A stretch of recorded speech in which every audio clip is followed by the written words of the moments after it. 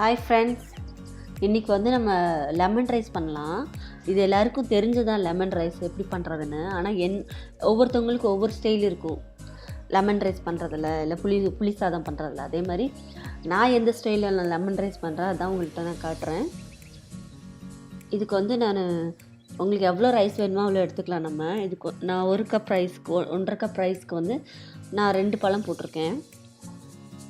ஏன்னா நான் வந்து சூடாக ரைஸ் வச்சு ஆற வச்சுருக்கேன். லைட்டாக கொஞ்சம் ஆற வச்சு அதுக்கு சால்ட்டும் போட்டு லெமனையும் போட்டு மிக்ஸ் பண்ணிடுறேன். கொஞ்சம் நேரம் அதை ஊற வச்சுருவேன் நல்லா ஃபுல்லாக. அதோடு லெமன் ரைஸும் லெமனும் அந்த ரைஸும் ஒன்றாகிற மாதிரி இது பண்ணிடுவேன் நான். இப்போ நான் நல்லெண்ணெய் தான் ஊற்றிருக்கேன். நல்லெண்ணெய் கொஞ்சம் குக்கிங் ஆயில் ஊற்றிருக்கேன். கொஞ்சம் கடலைப்பருப்பு போட்டு கொஞ்சம் கடுகு போட்டுடலாம்.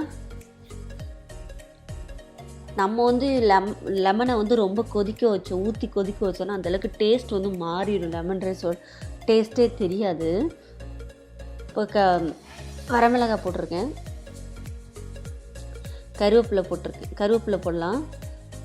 நான் ஸ்டவ்வை ஆஃப் பண்ணிவிட்டு தான் வந்து நான் மஞ்சத்தூள் போட்டிருக்கேன். இல்லைன்னா ஒரு மாதிரி கலர் சேஞ்ச் ஆயிரும், கருகிட்டு ஒரு மாதிரினா ஆஃப் பண்ணிவிட்டு தான் நான் மஞ்சத்தூள் போட்டிருக்கேன்.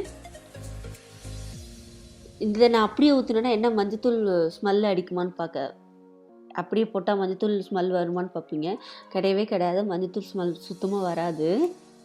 நான் என்ன நல்ல எண்ணெயில் நம்ம ஃப்ரை பண்ணுறதுனால சுத்தமாக வராது. அது நல்லா டேஸ்ட்டாக இருக்கும். உங்களுக்கு இந்த லெமன் ஃப்ளேவரும் சூப்பராக இருக்கும். நம்ம இப்போ இந்த லெமனை அதிலே சாப்பாட்டிலே புழிஞ்சதுனால கொதிக்க விட தேவையே கிடையாது. ரொம்ப ஈஸியாக பண்ணிடலாம். நம்ம இதை இந்த ஸ்டைலில் ஒரு தடவை நீங்கள் பண்ணி பாருங்கள், சூப்பராக இருக்கும். நம்மளுக்கு லெமன் ரைஸ் சாப்பிட்டு நல்லாயிருக்கும். இது எப்படி இருக்குன்னு செஞ்சு பார்த்துட்டு சொல்லுங்கள்.